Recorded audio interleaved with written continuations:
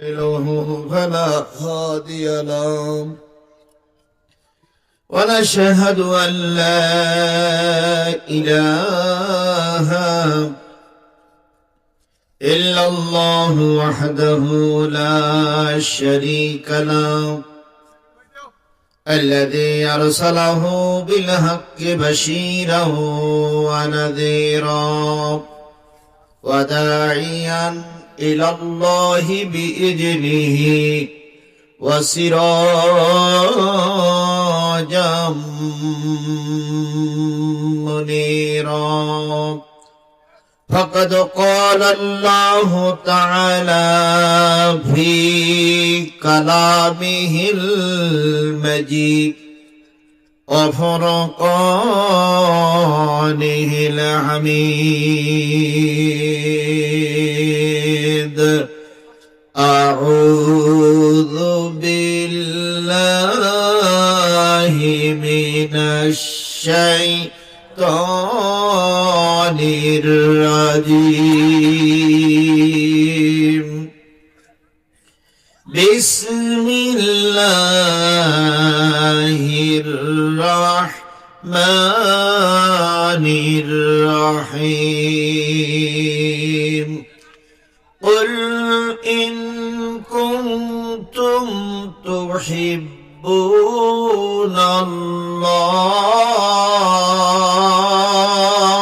الله فاتبعوني يحببكم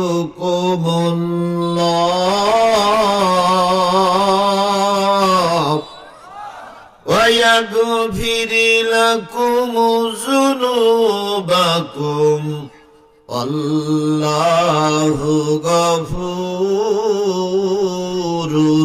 رحيم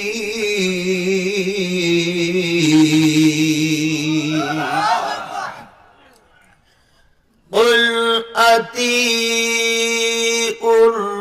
الله والرسول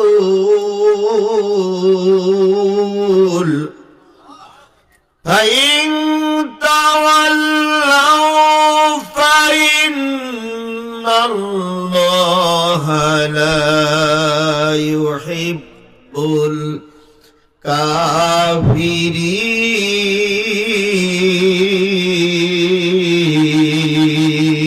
الكافرين صدق الله المولانا العظيم قال النبي صلى الله عليه وسلم من مات ولم يغزو ولم يحدث به مات على شعبة من النفاق أو كما قال رسول الله صلى الله عليه وسلم إن الله وملائكته يصلون على النبي يا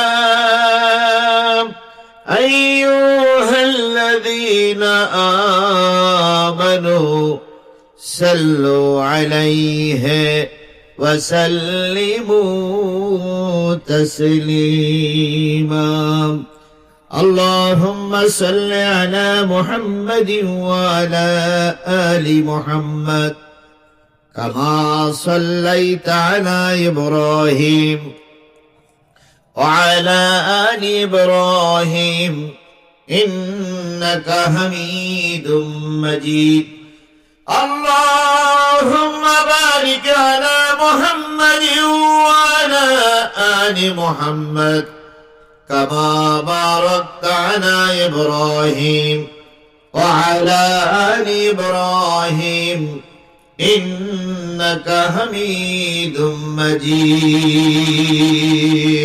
لا إله جري جري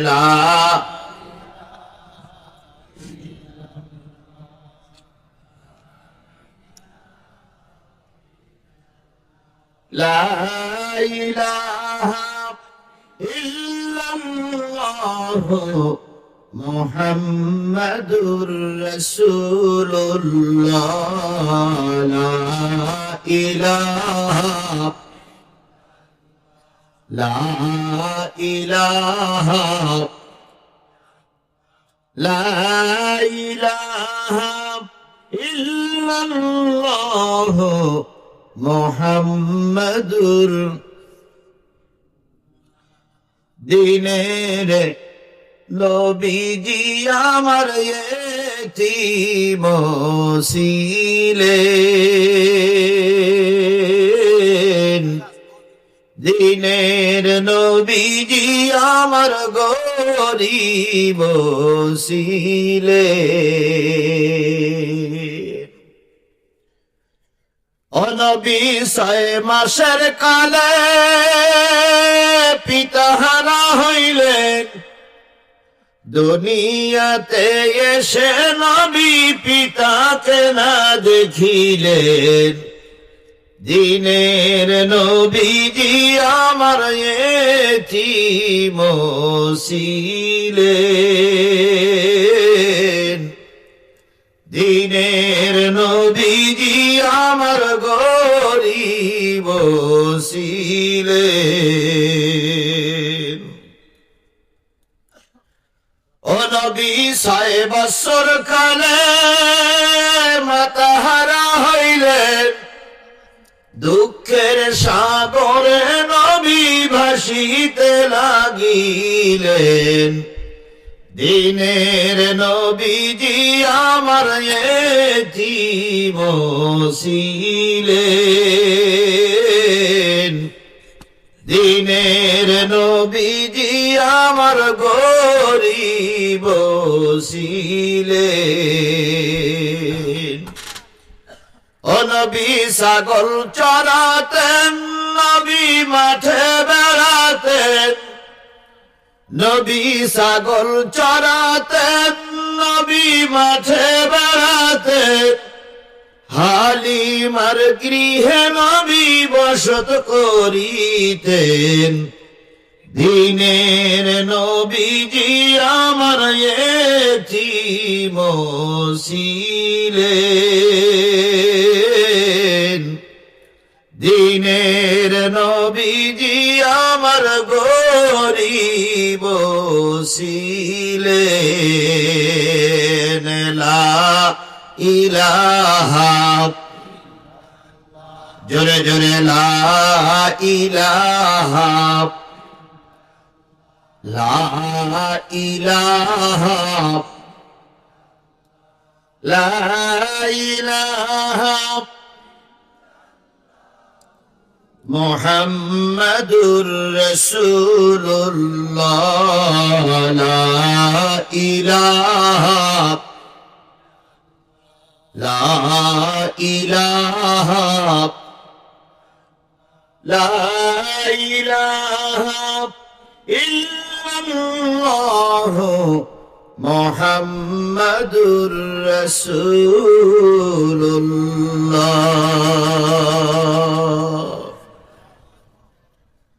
সকলে জবান খুলে একসাথে এক বাক্যে বলছি সাল্লাল্লাহু আলাইহি ওয়াসাল্লাম। সিরাজগঞ্জ জেলার সলঙ্গা থানার চক গোবিন্দপুর মধ্যপাড়া মরহুম হানিফউদ্দিন তালুকদারের বাড়ি সংলগ্ন হিলফুল ফুজুল ইসলামী সমাজ কল্যাণ যুব সংঘের উদ্যোগে অনুষ্ঠিত হচ্ছে দ্বিতীয় বার্ষিকী একদিন ব্যাপী তাফসিরুল কোরআন মাহফিল। সামনে উপবিষ্ট দিনদার পরেজগার মুত্তাকি মুসলমান ভাই ও বন্ধুগণ, পর্দায় অবস্থানরত শ্রদ্ধাশীলা মা ও বোনেরা, সকলকে নিয়ে আবারও সালাম বিনিময় করছি। আশা করছি সালামের জবাবটা সবাই মিলে জোরে সরে দিবেন। আসসালামু আলাইকুম ওয়া রাহমাতুল্লাহি ওয়া বারাকাতুহু।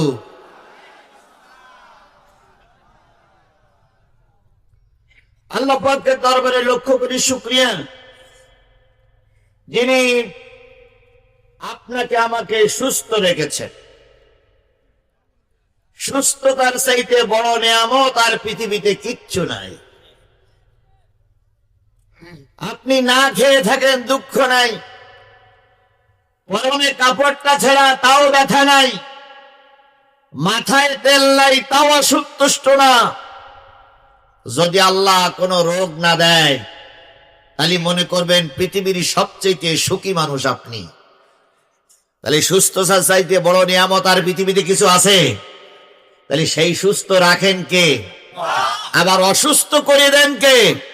তাহলে সুস্থ রেখে আজকের এই সুন্দর জান্নাতি পরিবেশে যে মালিক বিভিন্ন লোকালয় থেকে আপনাকে একত্রিত করে কোরআন হাদিস শোনার এবং বলার পরিবেশ তৈরি করে দিলেন, সেই আল্লাহর শুকরিয়াটা আসতে না জোরে, কারোর জবান বন্ধ থাকবে না, সকলে মিলে বলছি আলহামদুলিল্লাহ। আরেকটু জোরে বলুন তো আলহামদুলিল্লাহ। আল্লাহ বলতেছেন আর রহমান আল্লামাল কুরআন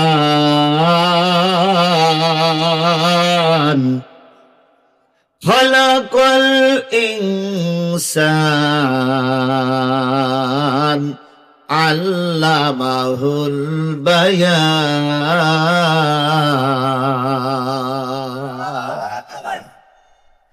তিনি রহমান, তিনি রহিম, তিনি দাতা এবং দয়ালু।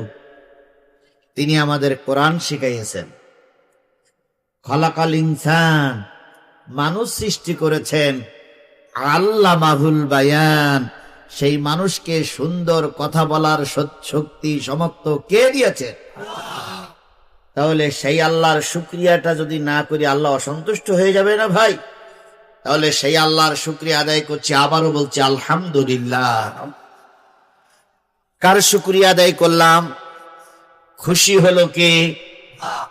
আর আলহামদুলিল্লাহ, সুবহানাল্লাহ, আল্লাহু আকবার এই শব্দটা সহ্য করতে পারে না, মেনে নিতে পারে না, গ্রহণ করতে পারে না, তিনি কে? শয়তানকে এই মজলিসে আছে?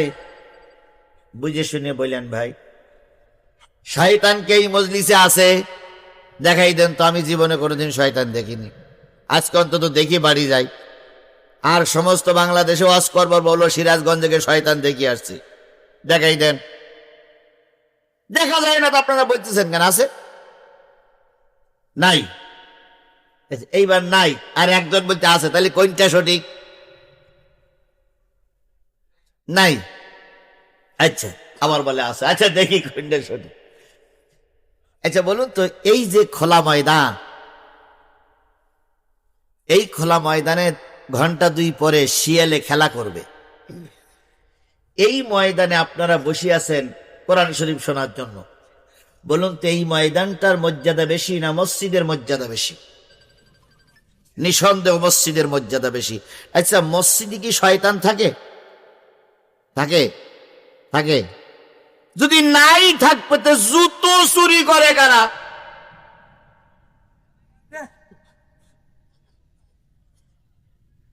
আপনাদের মসজিদে জুতো চুরি হয়? তা ভালো লোক কোনোদিন জুতো চুরি করতে পারে বলেন ভাই? করে কি? শয়তানে জুতো চুরি করে না ভাই? আচ্ছা, চুরি করে নিয়ে যাচ্ছে, যাক, পিছন দিক থেকে একজন দেখলো, ও চাচা কার জুতো নিয়ে যাও? ভাই বাবা, ভুল হয়ে গেছে। আচ্ছা, যদি ভুল হয়ে যায় তা ছেঁড়া দোকান নিয়ে যান। ভুল হইলে নতুন দোকান ঢোকে পায়, তাই না? তাহলে শয়তান মসজিদেও আছে, এখানেও আছে। এইবার আমি দেখাই দিই, আপনারা দেখতে রাজি তো? আলহামদুলিল্লাহ বললে খুশি হয় কে? আর আলহামদুলিল্লাহ এটা মেনে নিতে পারে না কে? এবার আলহামদুলিল্লাহ বলার সময় ডাইনে বামে সামনের দিক তাকাবে। যদি জবান না খোলে, যদি আলহামদুলিল্লাহ না বলে, পিছন দিক থেকে 2 বগলে 2 হাত দেবেন, দিয়ে উঁচু করে ধরে বলবেন, হুজুর মাল পাওয়া গেছে। বলতে পারবেন তো? বলতে পারবেন তো? তাহলে এবার শয়তান দেখেন, হয় আপনার ডাইনে, নাই আপনার বামে, নাই পিছনে, নাই আপনার সামনে। পিছন দিক তাকাইতে হবে না, পিছন দিক আমি দেখতেছি।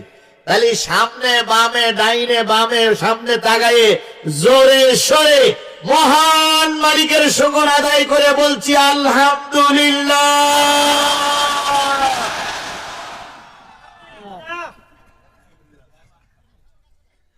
আছে আলহামদুলিল্লাহ।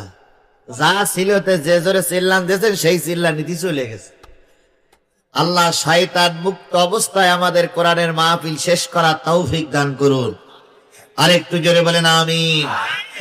বিশ্ব মানবতার শ্রেষ্ঠ বন্ধু, সমস্ত নবী রাসূলদের শ্রেষ্ঠ রাসূল, আমাদের প্রিয় ভাজন নেতা, যার সুপারিশ ছাড়া কোনো মানুষ জান্নাতে যেতে পারবে না, সেই নন্দিত নেতার নামে দুরূদ আর সালাম সবাই মিলে বলছি সাল্লাল্লাহু আলাইহি ওয়াসাল্লাম। আল্লাহ বলতেছেন ওয়াইন্নাকা লাআলা খুলুকিন আযীম।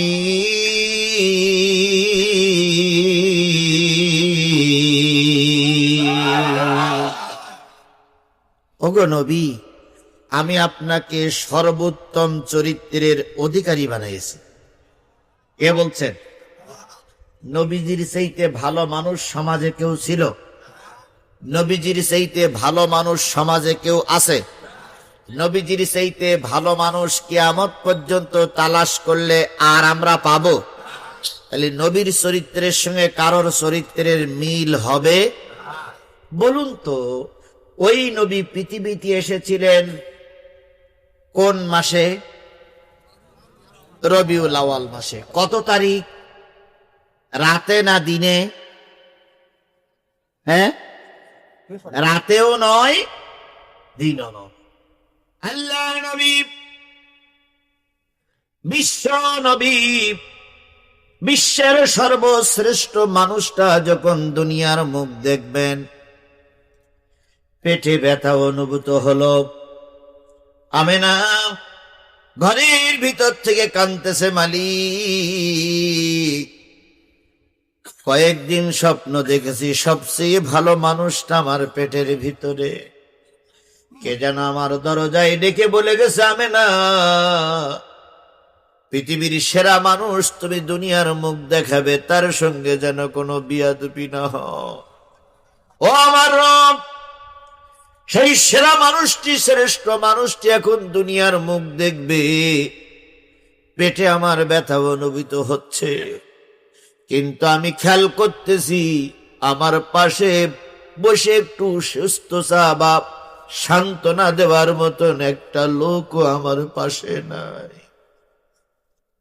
আমার চাইতে অসহায় মনে হয় আসমানের নিচে জমিনে আর কেউ নাই রে মালিক। হঠাৎ করে আমেনা ডাইন হাত কেন একটু উঁচু করলেন, লক্ষ্য করলেন ডাইন হাতের সঙ্গে কারোর যেন ছোঁয়া লেগেছে। মনে হচ্ছে মাথার কাছে কে যেন বসে আছে। আমেনা বললেন, কে আপনি? যিনি বসেছিলেন তিনি বললেন, বোন, মন খারাপ করো না, তোমার ডাকে সাড়া দিয়ে আল্লাহ পাক আমাকে এই বিপদের দিনে তোমার পাশে আসার জন্য অনুমতি দিয়েছে। আমি তোমার মাথার কাছে বসে আছি, যতক্ষণ সন্তান ভূমিষ্ঠ না হবে ততক্ষণ আমি তোমার পাশেই আছি। আমেনা বললেন, বোন, কে আপনি? পরিচয়টা বলুন।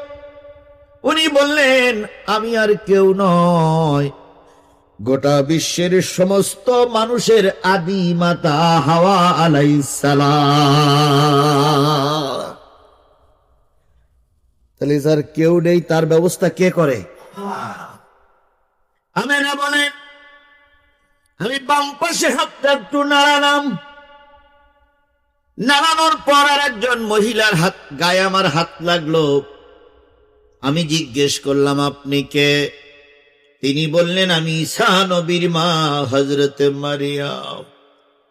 আমেনা বলেন, আমি ডান পা বাম পাটা একটু নাড়াতে চেষ্টা করলাম, দেখলাম বাম পায়ে ডান পা আরো দুইজন মহিলার গায়ে ছোঁয়া লাগে।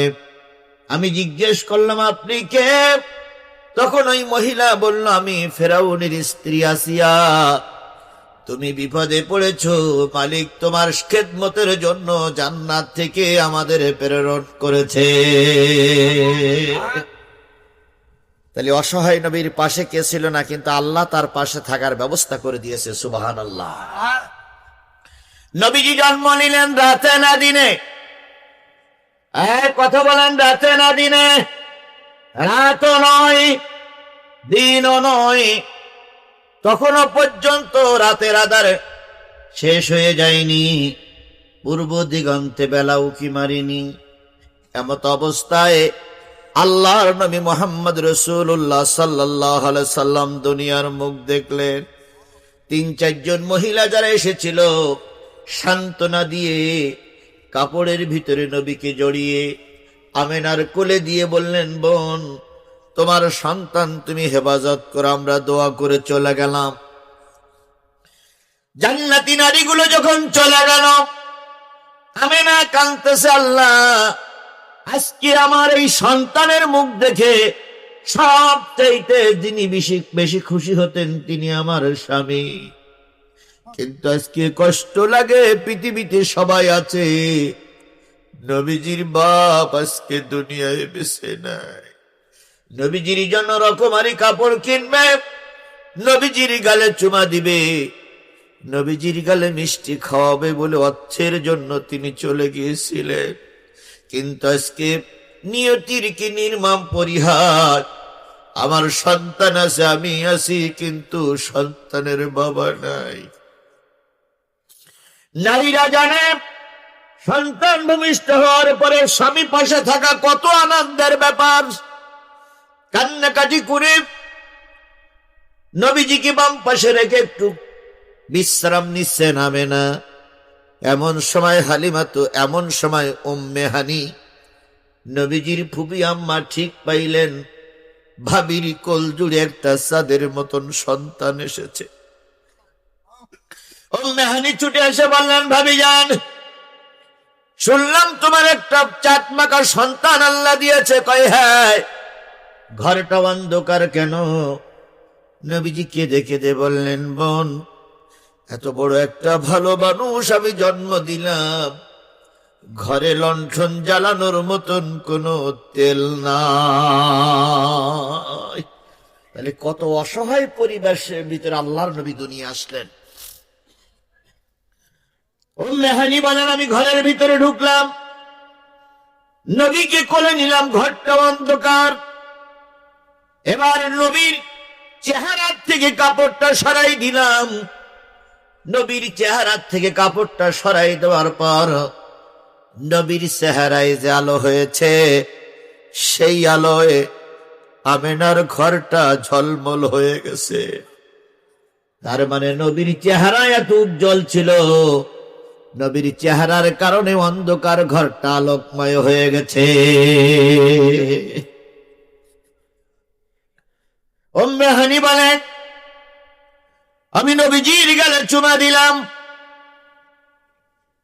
নবীজি আমার চুমা গ্রহণ করার পর আমি লক্ষ্য করলাম শিশু মোহাম্মদ ঠোঁটটা বিড় বিড় বিড় বিড় করে নড়তেছে।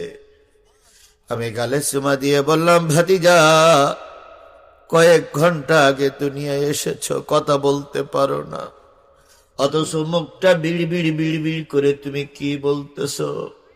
সেদিন উম্মে হানি বলেন, আমি ভাষাটা বুঝতে পারি নাই। যখন নবী একটু বড় হয়ে গিয়েছিল তখন জিজ্ঞেস করেছিলাম, কি বলেছিলে? নবী ফুপি আম্মার গলা জড়াই ধরে বলেছিলেন, ফুপি আম্মা, জন্মের পরে কেঁদেছিলাম, রব্বি হাবলি উম্মতি, আয় আল্লাহ, আমার গুনাহগার উম্মত গুলোরে মাফ করে দাও। তাহলে নবীজি জন্মের পরে কাঁদলেন, কাদের জন্য? জোরে বলেন, কাদের জন্য? আর একটু জোরে বলেন, কাদের জন্য কাঁদলেন? আপনারা কি সেই নবীর উম্মত? মঞ্চে যারা বসে আছে তারাও কি সেই নবীর উম্মত? বাজারে যারা ঘুরে বেড়াচ্ছে ওরাও কি সেই নবীর উম্মত? এই মাইকের আওয়াজ যত দূর যাচ্ছে এখনো ঘর ছেড়ে যারা আসেনি, ওরাও কি সেই নবীর উম্মত? মানে সেই নবীর উম্মত যদি আপনি আমি হই, তাহলে নবীজি কান্নান রব্বি হাবলি উম্মতি। সেই নবীজির পরে নাজিল হলো যে কিতাবটা, সেই কিতাবটার নাম কি? আমি কোরআনের সূরা আল ইমরানের 2টা আয়াত তেলাওয়াত করেছি। তেলাওয়াতকৃত আয়াত 2টির পরে কথা হবে। এখনো তারা বাদামের দোকান ছাড়তে পারলেন না, এখনো তারা বাড়ি ছাড়তে পারলেন না, এখনো তারা নিজের ঘর ছাড়তে পারেন নাই। ধরে নেবেন আপনি ওই নবীর উম্মত হতে পারেন না।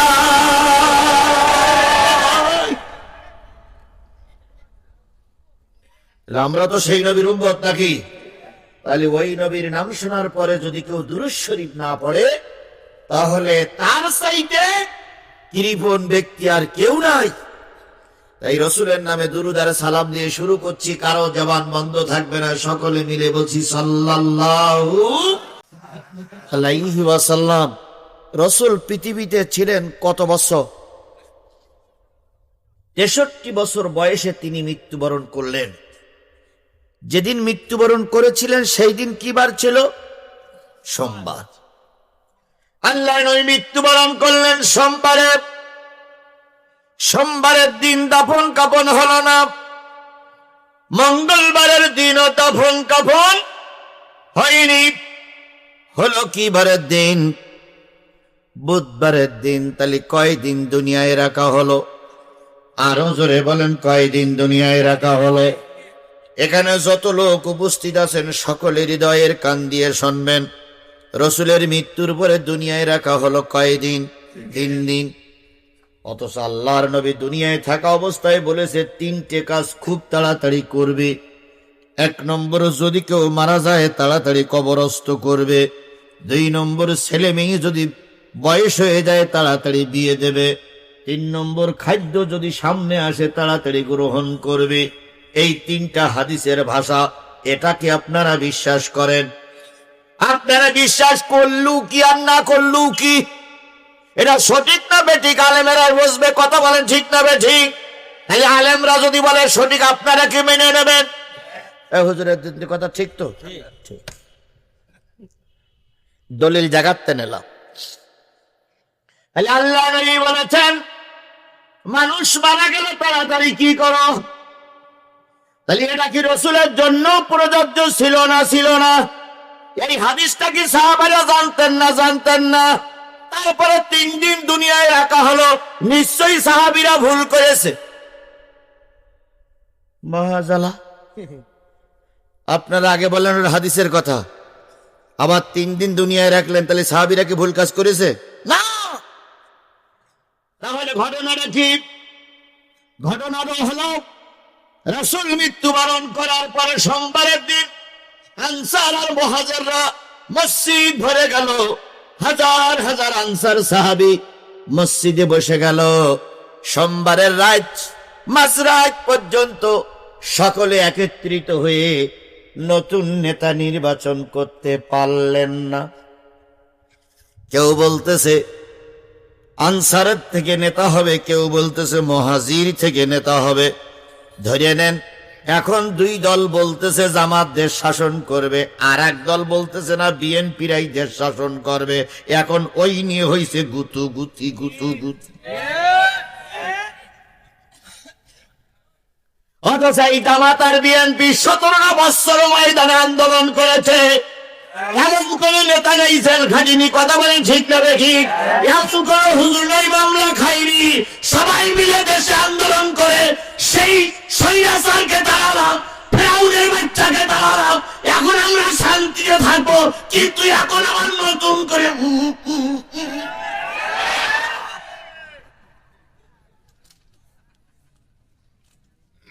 নেতারা আবার রাগ করে কিনা?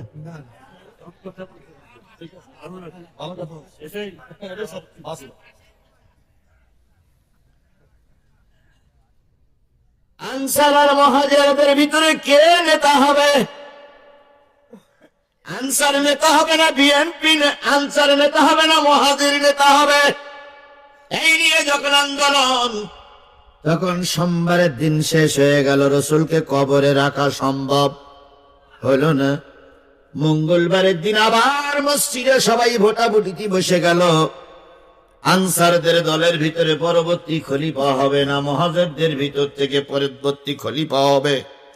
মঙ্গলবারের দিন সারা দিন দরবার হলো, নেতা নির্বাচন করা সম্ভব হলো না। মাঝরাত্রিতে যে আনসার আর মুহাজিররা এক জায়গায় বসে সিদ্ধান্ত নিল, রসুল যে কয়েকট নামাজ মসজিদে পড়াতে পারেন নাই, সেই কয়েকট কাকে দিয়ে তিনি ইমামতি করাইছেন। আনসারেরা বলল, মুহাজিররা বলল যে কয়েকট রসুল নামাজ পড়াইতে পারেন নাই অসুস্থতার কারণে, সেই কয়েকট আবু বকর নামাজ পড়াইছেন রসুলের জায়গায়। আনসার আর মুহাজিররা একমত হলো, রসুলের অবর্তমানে যেহেতু রসুলের জায়গায় আবু বকর ইমামতি করেছে, রসুল এখন নাই, পরবর্তী খলিফা হবে আবু বকর।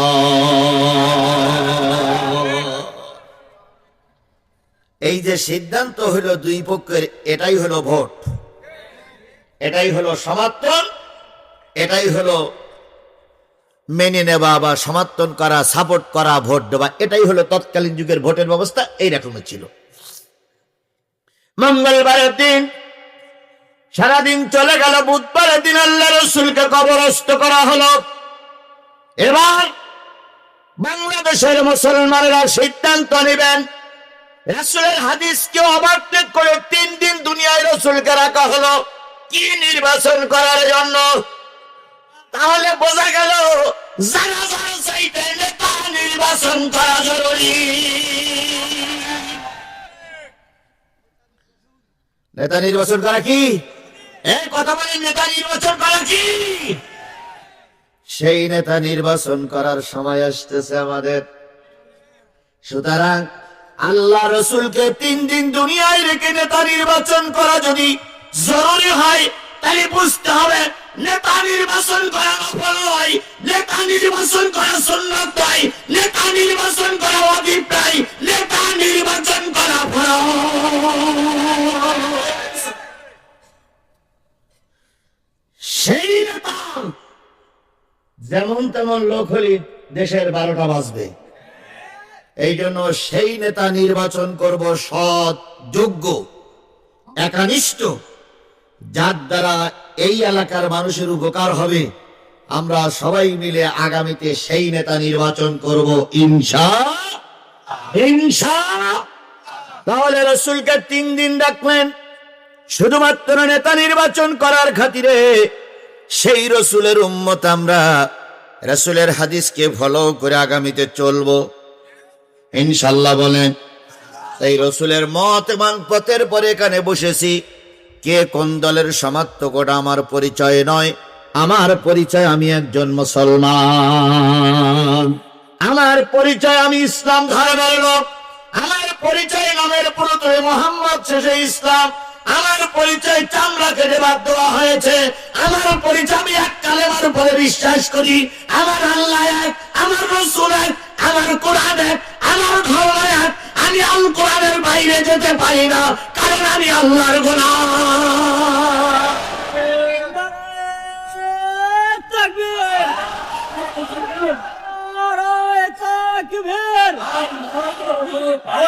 কোরআনের আলো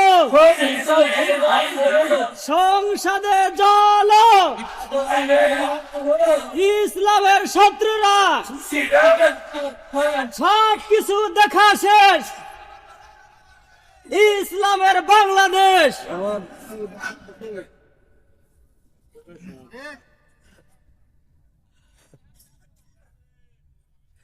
ভাই, ও রাস্তায় কি কি হচ্ছে?